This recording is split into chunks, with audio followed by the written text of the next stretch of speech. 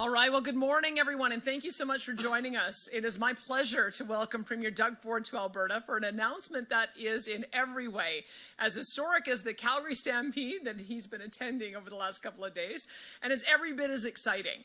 I'd like to acknowledge that both of us have ministers and members of our teams in the room as well, and I'd like to welcome the Honourable Stephen Lecce, who is Ontario's Minister of Energy and Mines, the Honourable Kinga Surma, Ontario's Minister of Infrastructure, and MPP Will Boma, the Parliamentary Assistant to the Premier, Minister of Indigenous Affairs and First Nations Economic Reconciliation, Minister of Intergovernmental Affairs and Minister of Northern Economic Development and Growth to Alberta. He's got a very long title. Thompson. And Minister Thompson as well. All right, and Minister Thompson, who I will let the Premier tell you a little bit more about his portfolios. Oh, gosh. Okay, missed a couple. He's going to go.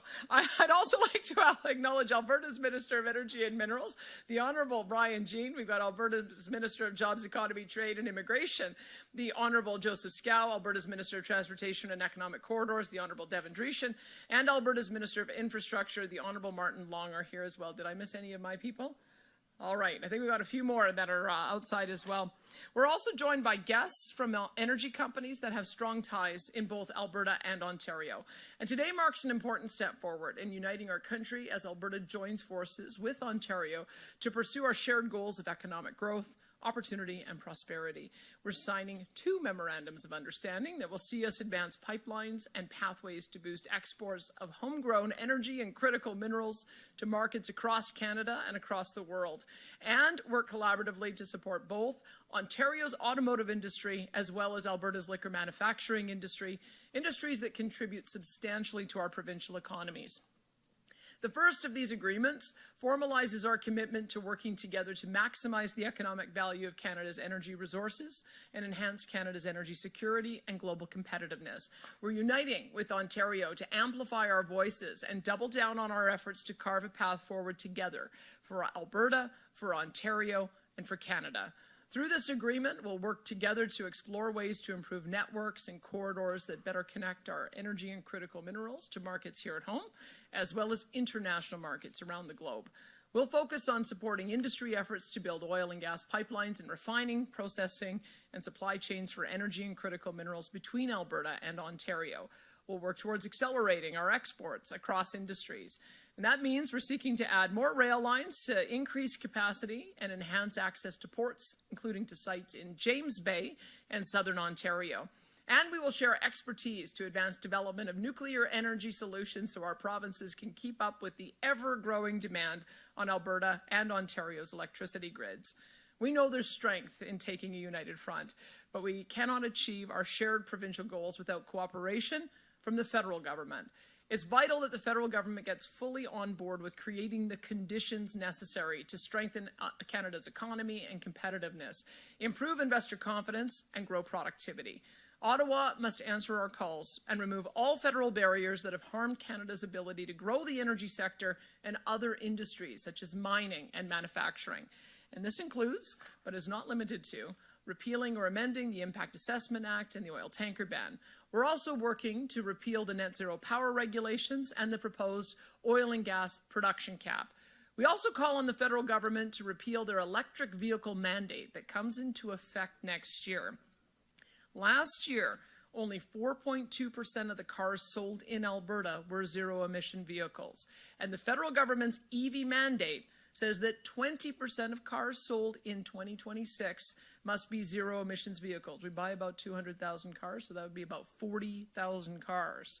So we would have to buy nearly every single zero-emission vehicle manufactured in Ontario last year to hit the 20% target, and we're just one province. So removing federal barriers will allow Alberta and Ontario to attract investment and project partners we need to get shovels in the ground, grow industries, and create jobs.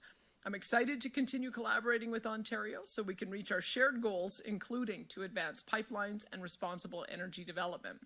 I am also pleased to partner with Premier Ford to support the growth of 2 other major industries of significance to Alberta and Ontario. The second memorandum of understanding outlines Alberta's commitment to explore ways to prioritize the purchase of made-in-Canada vehicles for our government fleets in a show of support for Ontario's automotive industry. And it sets the stage for Ontario's government to work with Alberta to explore ways to find additional opportunities to improve the interprovincial trade of liquor products to create even more opportunity for our producers.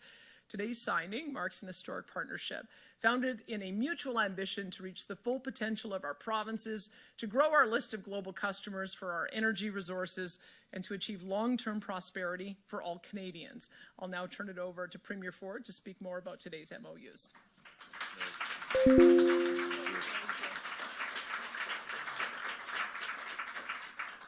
Well, good morning, everyone, and boy, I've had a great time here in Alberta, and I love Calgary and the people here. There's just an amazing group of folks that live here. It's my pleasure to be here with so many members of our government. I know you run through them. I'm going to run through them one more time. Minister Lecce, Minister Surma, Minister Thompson, Minister Oosterhoff, and PA Will Boma. I want to start by thanking my friend Danielle, Premier Smith. Thank you for hosting us with this great city of Calgary and mine. You know, I got to tell my friends in Ontario, you want to come to a happening place, come to Alberta, come to the Stampede. You're going to have a great time in this beautiful province of Alberta. It's absolutely stunning here. Nothing showcases the wild rose spirit like the Calgary Stampede. The people of Alberta have been such gracious hosts. Thank you for your hospitality. Friends, I'm here with Premier Smith today because it's never been more important for Canadians to stand united from coast to coast to coast. President Trump's tariffs and the economic uncertainty they've created, they're hurting workers and businesses in every part of our great country. Steelmakers and aluminum workers in Ontario and Quebec, fishermen and women in British Columbia and Atlantic Canada, farmers across the prairies, including right here in Alberta, miners across Canada's beautiful north. No region has been spared. In the face of uncertainty, Canadians are coming together to stand up for our country and build a stronger, more united Canada. That's why just a few weeks ago, Premier Smith and I were in Saskatoon to sign a historic agreement to unlock free trade between Alberta and Ontario. Over the last few months, Ontario has signed agreements with a total of 6 provinces to support free trade across Canada. We're doing this because we need to unlock the full potential of our economy. We need to tear down the barriers and red tape that have held us back for far, far too long. We need to make Canada more competitive, more resilient, and more self-reliant. We need to build the future for Canada where we can proudly stand tall, strong, united, and independent, so we can stand up to President Trump's tariffs and anything else that comes our way. That's what brings us here today, to sign 2 new agreements between Alberta and Ontario that will open access to new markets and create thousands of new jobs across Canada. These agreements are transformational. Ontario and Alberta are working together to build new energy and trade infrastructure, including pipelines and rail lines, so we can unlock the full potential of Canada's economy by diversifying our trading partners and bringing our natural resources to new customers and new markets. Built using Ontario steel, new pipelines would connect Western Canadian oil and gas to existing and potential new refineries in Southern Ontario. They will also expand export opportunities, bringing Western oil and gas to new tidewaters right across the world, including by way of a potential new James Bay deep sea port in Northern Ontario. New rail lines would connect Ontario's Ring of Fire region, critical mineral mining projects, and processing facility to Western Canadian ports as we build an end-to-end critical mineral supply chain. This is how we diversify our trading partners. This is how we make ourselves less reliant on the United States. This is how we secure the future of Canada. To move these ambitious projects forward, Ontario and Alberta will soon launch a joint feasibility study to determine the best route for economic and energy corridors, make recommendations on what financing and commercial tools might be needed to de-risk, and learn how we can best support homegrown supply chains, including Ontario's steel sector and our great steel makers. As we build the future of Canada, we will always meet our duty to consult with Indigenous partners and support their involvement with historic funding to help First Nations become equity partners in these nation-building projects. This agreement is a big step forward to succeed, to build a more competitive, resilient, and self-reliant future. We need the federal government to do its part. We need the federal government to cut red tape and bring regulatory certainty so Canada can attract the kind of private sector investments that will be critical to build this energy and trade infrastructure. No one will build a pipeline to Tidewaters if there's a ban on tankers. This is the craziest thing I've ever heard, a ban on tankers. No one will invest in opening a mine if it takes 15 years to get it to yes. It's time to end excuses, and it's time to start building, and we need to start building now. As part of our agreements today, we've also agreed that Alberta will prioritize Canadian-made vehicles for its government's fleets. For our part, Ontario will support the increased availability of Alberta beer, wine, and spirits, and they have some great wine and spirits and beer coming. You could just see it outside. Everyone's having a few cold ones on Ontario store shelves. Friends, this is how we protect Canada. We need to protect together to unlock the country's full potential. We need to build infrastructure that will bind Canada together and support workers in every part of the country. We need to respect and celebrate every province, every territory, and do everything in our power to help workers, businesses, and communities thrive. I'm honored to do my part to help the amazing people of Alberta, and I thank my friend, Premier Smith, for helping the people of Ontario. We're going to keep working to build Canada. We're going to stand united. We're going to protect the true north, strong and free. Thank you, and may God bless the people of Canada. Thank you. I think I'm going to the far end.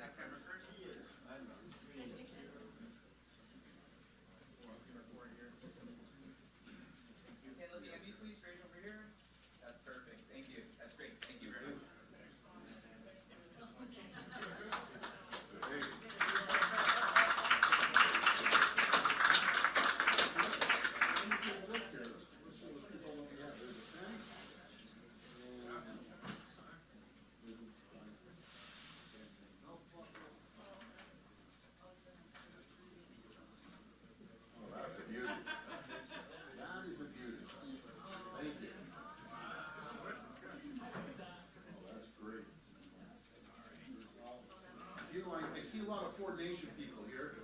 So I'm taking this puppy off. Hold on. You're taking my belt off. How do you get this off? Okay, there you go. I'll put the Alberta one on. That's a good. Good job.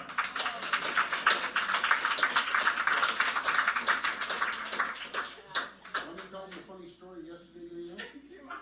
Okay, so we're sitting at the table, and I just got this belt buckle. See, it only has two little things and a big gut like mine. Pop these things out. So as soon as they said Premier Ford come up, bang, my belt buckle fell off. And that was it. I was doing. So he had a choice whether to put it back on or just whip the belt right off. And he whipped the belt off, and I was saying to Scott, if his pants fall down during this stage. That would not be good. I have a body like Arnold Schwarzenegger, but pretty good. I had it right from the first one. There we go. There we go. That's it. Crazy group. That's good. All right. Oh, this is a beauty. And once you get that on, feel free to come back to the podium. So we'll start the media Q&A here in a minute. We are on a tight schedule, so if we keep the questions short, we'll try to have the premiers keep their answers short as well, so we can take as many questions as possible. We'll start off with questions here in the room first. One question, one pull-up. State your name and outlet for the record. And we'll start off with our first at the mic. I'll just wait for him to get his belt sorted out.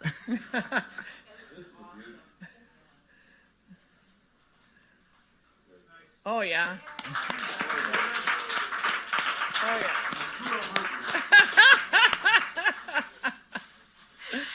All right. We're good. Go ahead. Emma Graney with the Globe and Mail. On the pipelines front, I'm curious what your actual plan is there. There's not necessarily a whole lot of love for oil pipelines necessarily heading east. So what can we expect in terms of concrete, where it might start, where it might go? Well, first of all, I'd say we have done lots of polling on the attitude towards pipelines. And in every single province, it's a majority, and in some cases, well above 70%. I don't think Ontario is any different. Ontario, I think, knows that with Line 5 right now, it goes through Michigan to feed Sarnia, and that puts them in a precarious position. The governor of Michigan has been trying to shut that pipeline down for years, and so we have always felt that having a made-in-Canada solution with a pipeline option going to not only Ontario and Quebec, it just makes sense from an energy security point of view. And the world changed in November. And I think Canadians understand that we've got to start acting like a country. We've got to start supporting each other. And I think that is the prevailing sentiment in the country. But I'll let Premier Ford speak for his own people. Well, thank you, Premier Smith. Premier Smith was bang on. We have the governor of Michigan constantly threatening to close down the pipeline. Do you know the disaster that would create in Ontario? It would basically shut down Pearson International Airport, largest airport in the country. Prices would go through the roof. I'm tired of relying on the United States. And let's make no mistake about it. I love the U.S. I love the American people. But there's one person that's causing a problem right now, and that's President Trump. We want to move forward. We want to build the AMCAN fortress. But the days of relying on the United States 100%, they're done. They're gone. We're going to start being reliant and self-reliant on each other. We have the strongest. We're an economic powerhouse in Canada. We're going to continue growing, free trade being one within all the provinces. That will add over $200 billion to our economy, anywhere up to 6% of our GDP. We have to start diversifying our trade right across the world.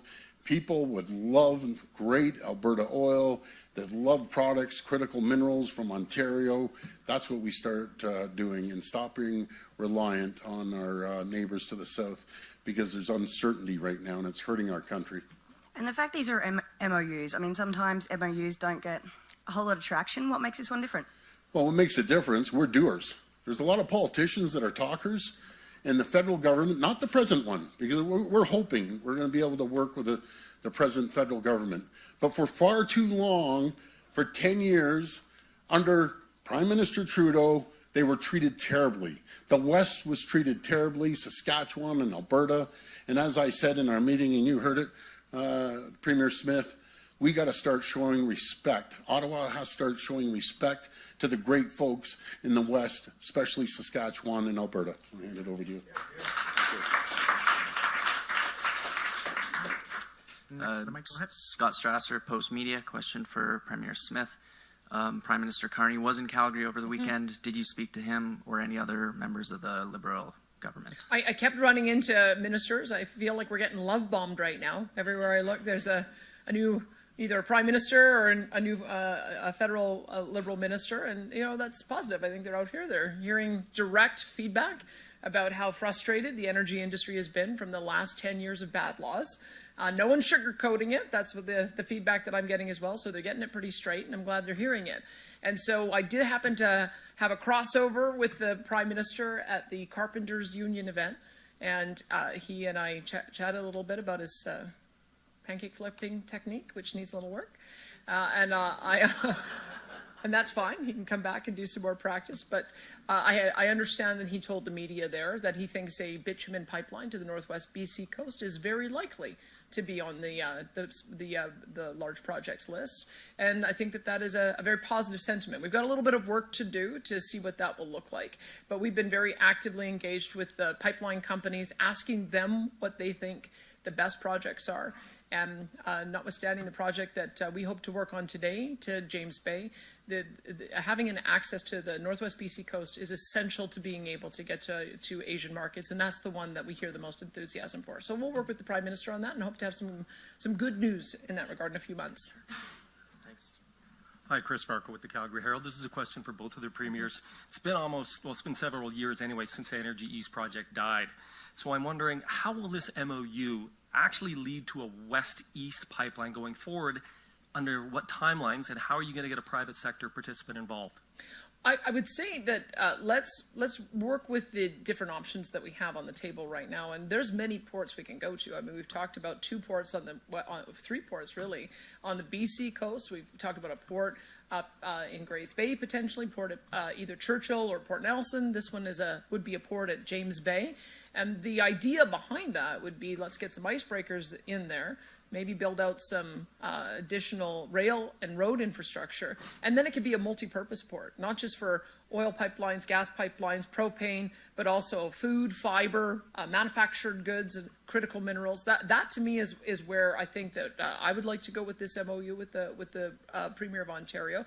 And that allows for us to get not only the product out and over to our friends on the East Coast by ship, but we can also get it onto Europe. So if that is in the realm of possible, then let's work on that. And then maybe I'll sign another MOU with my friend Francois Legault at some later point to see if we can get further east. Well, you're asking about investment. First of all, you have to get the buy-in from the provinces, and we're going east, and I'll tell you, Ontario is 100% in on this project. We had the opportunity, myself and Premier Smith, to meet with a tremendous amount of business people in the energy sector.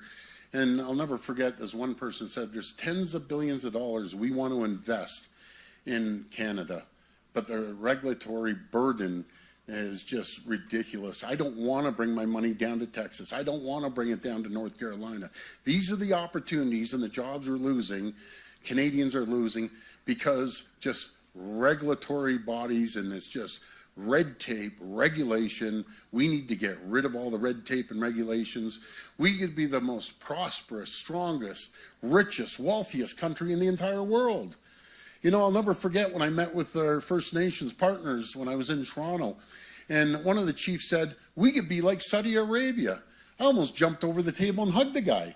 This is the mindset we need. We need everyone working together. We need to give prosperity to everyone, including First Nations communities, the provinces, the territories, our great country, and most important, the people of Canada. That's what we need to do. There has never been an opportunity that I've seen that the province, the federal government, First Nations communities are working together, and that's how we make things happen, and that's how we become the most prosperous nation in the entire world. Follow-up question for Premier Smith. Looking west to the Port of Prince Rupert, you've talked about having discussions with pipeline companies. What's the status of those talks? And what's also the status of the talks with the Pathways Alliance Are you confident you can get a deal on both fronts this year? We are linking those two projects together. I know that the Pathways group of companies have been advocating for their Pathways project for some time, and even predates me. And it's a net zero by 2050 proposal that would include carbon capture, utilization, and storage, would include decarbonizing production through things like perhaps hydroelectric power, maybe small modular reactors. That's part of their plan. And then direct air capture for kind of that last mile. And we've got carbon engineering that is returning to Alberta, and a direct air capture facility in central Alberta as a result of that. So I feel like they have done a lot of work on scoping out what that project would look like. I know that they have been talking with the federal government. The federal government has expressed enthusiasm for that. But we have said that you can't just add $20 billion of additional cost to the industry. There has to be additional revenues to pay for it. Whether you are able to use the CO2 for enhanced oil recovery, that becomes a revenue stream, or whether you're able to build a new bitumen pipeline for export. If we had a 1 million barrel per day bitumen export pipeline off the West Coast, that would generate at today's prices $20 billion a year for GDP, of which governments get, somewhere around 40% of that, year after year after year. So you put that into context over a 20 or 30 or 40-year period with a $10 to $20 billion investment in carbon capture, that makes sense. But just putting additional cost on an industry and then threatening them with production caps through an emissions cap, that doesn't make sense. So those two conversations have to happen together. I would hope that we would see...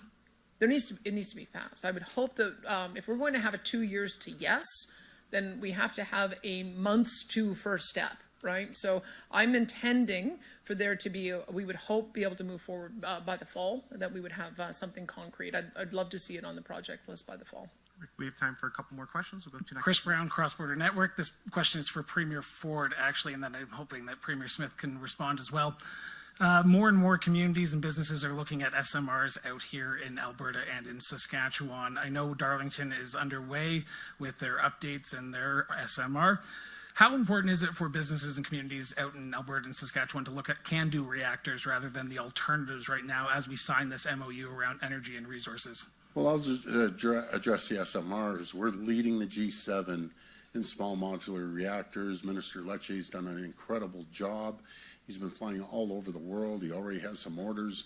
And I want to include everyone right across our country, because that's the way of the future. Clean, green, reliable, cost-effective energy. And every person I talk to in the U.S., the great governors, the senators, the congressmen and women, first thing they want to talk about is their energy. Because as you see, these data centers popping up all over the place, they only employ about 10 people, the actual physical building, but what it does, it attracts tech companies like the Amazons and the Googles, and that's where the jobs are created, because they just suck an endless amount of energy, these data centers. So that's the way of the future. We're leading the world, and we're going to make sure we share that technology right across the country. And I would say that the small modular reactors probably make the most sense at rural, remote sites that also have a very heavy energy use, like our oil sands projects are perfect for it, if you can get both power and steam, power and heat. But I would also say that when we were first starting to talk about a can-do reactor, we thought that with the project being proposed, in Peace Country area, they're talking about 4,000 megawatts. We initially thought, wow, that would swamp our power grid. And now with all the demands for AI data centers, we're thinking, that's maybe exactly what we need. So our parliamentary secretary for affordability and electricity, Chantal de Jong, she's going to be doing a nuclear consultation beginning, I understand, in September, October. So we want to talk to Albertans, because it's new for us. It's not new for Ontario. Ontario gets 60% of their power, I understand, on their grid from nuclear energy. New Brunswick has nuclear power, and is that the only one? New Brunswick and you, and maybe Saskatchewan as well, is a little bit further ahead than us on that. But we have fantastic technology that was pioneered in Ontario. So I would say that the world that we're moving towards with energy is all of the above. And so we'd be looking at yes, both small modular nuclear when they become available, but the can-do reactors as well as one that's under active discussion in the Peace region. So you specifically mentioned the Northern Lights plant that might be going operational, but might be going through. There's consultations that the community is doing alongside businesses. Are you in support of nuclear then? Yes, I have been for some time. We signed an MOU, and that predated me. We signed an MOU with Saskatchewan, Ontario, and New Brunswick to collaborate on nuclear, and we've recommitted to that. So yes. And we have time for one last question. We'll take that in the room here. Good morning, Premier Smith, Premier Ford. My name is Jen Hodson from the Western Standard.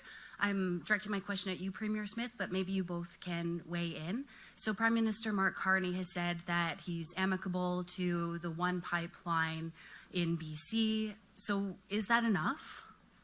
I would say that it depends very much on where you think the world is going. There are a number of forecasting companies that don't do forecasting, they do backcasting, meaning they say, where do we want to be ideologically by 2050, and what would we have to do today to reduce production to get there? I would prefer to deal in the world of reality. And in the world of reality, we have 5 billion people on the planet who want the same standard of living as the industrialized countries. They are going to need energy from all sources to be able to get there. And so if you look at OECD, which does forecasting, they think by 2050 the world is going to need about 120 million barrels a day, up from about 104 today. So if it's a growing market, I think the world would benefit from having more supply from a reliable, friendly, safe neighbor like Canada, especially with the heavy oil product that we provide, because it gives a lot of options in developing asphalt, building materials, lubricants, petrochemicals, and so on. There's a lot of versatility in the product. So we are very much of the view that if we're going to see a growing share, Canada should have a growing share, and Alberta should have a growing share. So if we'd had the Energy East, if we'd had Keystone XL, if we had Northern Gateway, we would be producing 2.5 million barrels a day, more than we are today. That would have been generating somewhere in the order of, I don't know, $60 billion a year in revenue for the country. And that would have, and as again, 40% of that revenue going to various governments. That would go a long way towards allowing us the dollars that we need to meet our NATO international target for spending, or any of the social programs that